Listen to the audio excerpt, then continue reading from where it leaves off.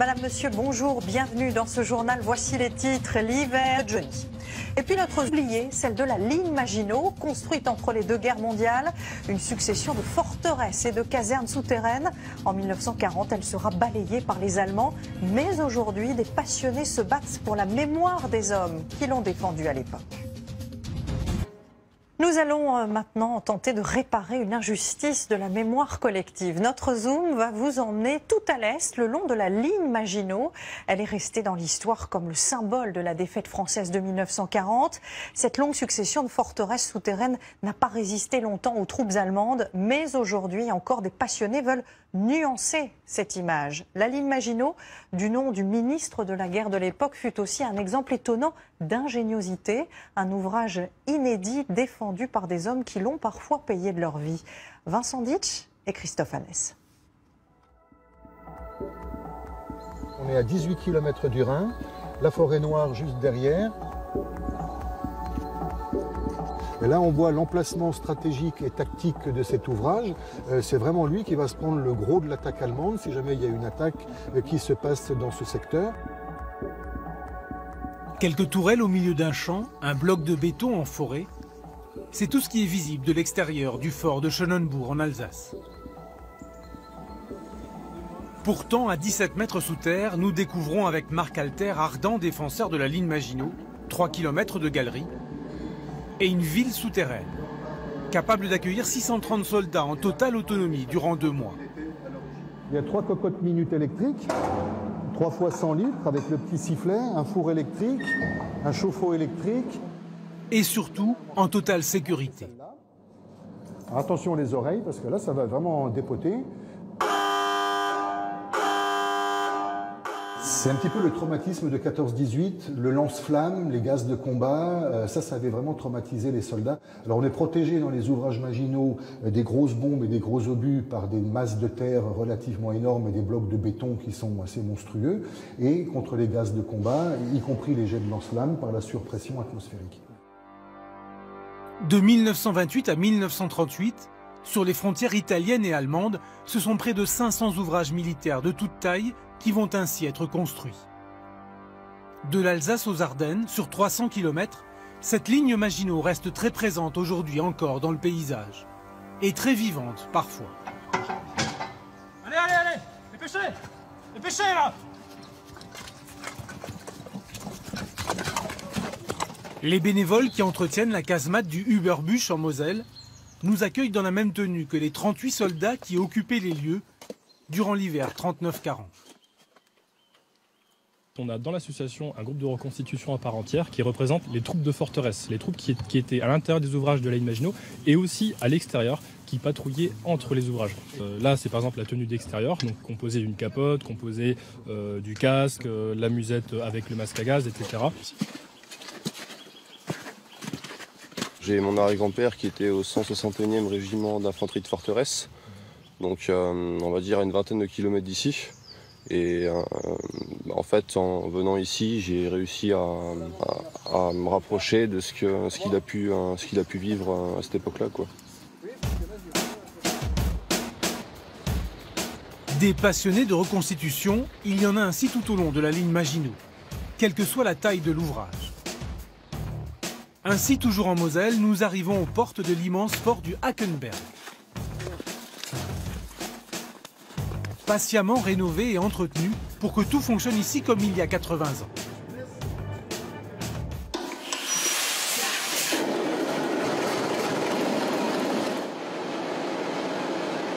C'est difficile, mais on y arrive. Surtout trouver des pièces détachées. Alors on est obligé bien souvent de les faire nous-mêmes. La récompense pour Alain et tous les bénévoles du fort, ce sont les 40 à 50 000 visiteurs qui passent ici chaque année. Here in Hackenberg, we had approximately 1000 soldiers for 40 officers. De toute l'Europe, ils viennent découvrir la vie des soldats de forteresse. Des lavabos y ont été installés avec Une vie entièrement souterraine, partagée entre le casernement d'un côté du fort et les postes de combat de l'autre. Au Hackenberg, les visiteurs utilisent même les petits trains de wagonnets qui servaient à parcourir les 10 km de galeries jusqu'aux tourelles de tir. Avec partout une machinerie impressionnante et sophistiquée, toujours active. mise en batterie de la tourelle. Voilà, donc là elle vient de dégager ses 2 canons, elle est prête à tirer. Les tirs combinés de ces pièces avec celui des mitrailleuses opposent un front de feu ininterrompu à l'avance de l'ennemi. Comme le rappelaient constamment les actualités, tout était prévu dans la ligne Maginot pour défendre les frontières, sans risque pour les hommes. Entre septembre 1939 et juin 1940, 22 000 soldats y ont effectivement survécu à de longs mois d'attente et quelques jours de combat, avant de devoir se rendre aux Allemands. Ouais, oui. On parle de vous là. Oui, c'est ça, tiens, un meuble là. Tout en haut là. J'étais en train de vérifier les chaleurs, les culasses. Et donc avec des Allemands qui visitaient le fort, parce que c'était par fierté d'avoir pris la ligne Maginot. Ah oui, ah bah oui. Ah oui. Ah oui. Ah bah ça, ils savaient s'en vanter, hein. Émile Lelon, bientôt 100 ans, avait 20 ans lorsqu'il est entré comme soldat mécanicien au fort du Hackenberg. 2 ans de fierté, gâchés ensuite par 5 ans de captivité en Allemagne comme prisonnier de guerre. Pas vraiment une drôle de guerre, comme on l'a surnommé. Enfin, j'ai fait 7 ans d'un coup, hein. Ah ben c'est long quand même, 7 ans, hein. Mais son plus grand regret, c'est que la ligne Maginot a souvent été moquée, alors que les Allemands ont dû la contourner pour l'attaquer. Il y en a beaucoup qui ont dit « Oh, elle n'a servi à rien, ceci, cela ». Mais c'est pas vrai, elle n'a pas servi à rien. Ils n'ont pas été assez hauts en Belgique, hein. Il n'y a que là qu'il en a manqué un bout. Tout avait été fait pourtant pour rendre la ligne Maginot infranchissable. Jusqu'à inonder les champs et certains villages pour freiner l'ennemi, c'est la ligne Maginot aquatique. Nous sommes désormais autour de Puttelange-au-Lac, toujours en Moselle. Surnommée en 1940 la Venise du front. Car le secteur pouvait être inondé volontairement par les troupes françaises grâce à un système de lacs-réservoirs et de barrages artificiels.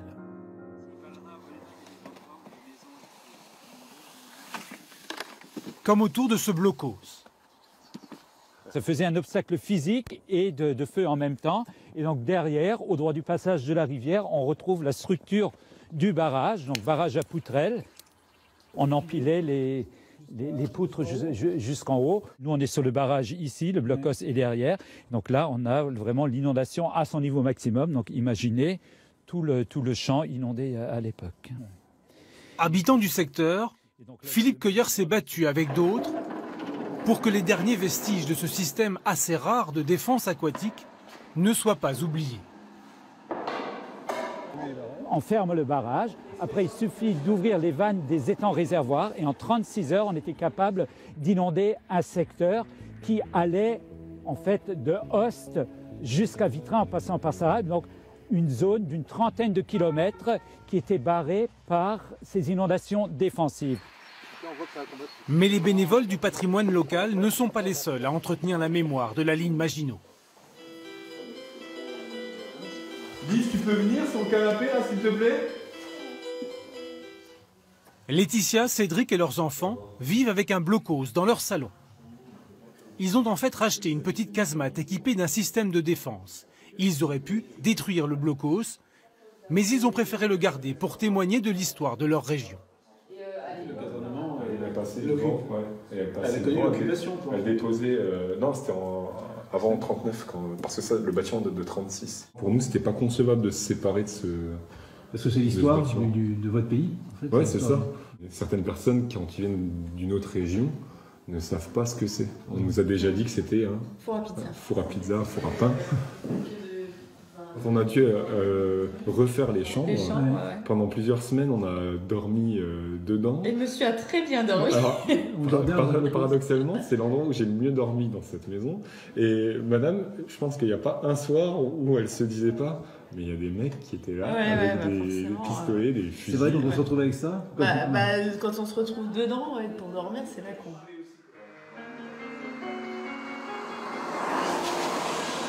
La majorité des ouvrages de la ligne Maginot est tout de même à l'abandon, même si l'armée est encore propriétaire d'une 40aine de sites. Ils ne sont pas oubliés pour autant, c'est ce que nous allons voir un peu plus à l'ouest en Meurthe-et-Moselle, dans le secteur de Longwy. Nous suivons d'autres passionnés d'histoire militaire.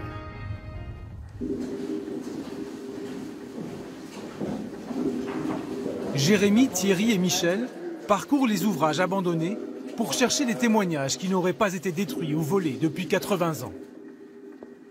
Le fait qu'elle soit dans les courants d'air, il y en a en fait, les escaliers, on ne peut plus les prendre. Surtout les escaliers en ferraille comme ça. Parfois, c'est un simple dessin de soldat qui raconte toute une histoire. Qui est bien conservé, hein, qui est très belle. Il y avait tout un réseau extrêmement perfectionné qui avait été créé, un réseau téléphonique et de télégraphie sans fil également. Et donc, bon, bah, les personnels ont été très fiers, hein, c'est très pointu pour l'époque. Et pendant l'entre-deux-guerres, ils ont eu le temps de s'occuper en faisant ce genre de fresques, de peinture murale. Pour en garder une trace et pour être partagée, chaque découverte est simplement photographiée. Quand on découvre une fresque comme ça, on découvre qu'il y avait une vie, il y avait des hommes, tous les jours, qui faisaient quelque chose. Notre périple historique se termine au pied du fort de Villy-la-Ferté, dans les Ardennes. Situé à l'extrême ouest de la ligne Maginot, il a été aussi le plus exposé à l'invasion allemande de mai 1940. Et il en a payé un lourd tribut après avoir été assiégé durant 4 jours. Villy est attaqué 16-17 et l'ouvrage de la Ferté 18-19.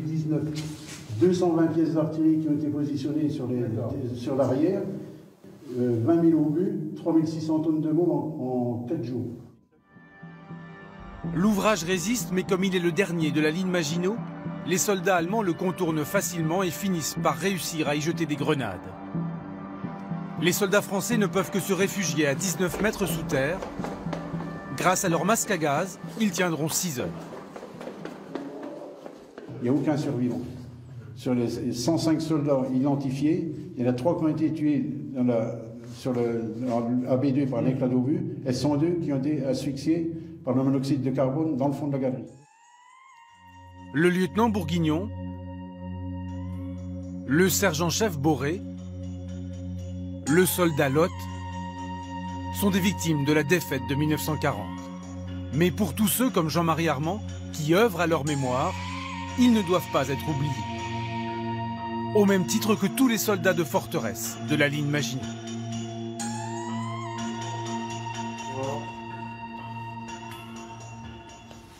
Et c'est la fin de ce journal, mais restez avec nous dans un instant. Grand reportage vous dévoile tous les secrets du marché des souvenirs. Magnets, mini tour Eiffel, boule à neige, ils sont petits par leur taille, mais grands par leurs enjeux commerciaux. Un business bien rodé. À tout de suite.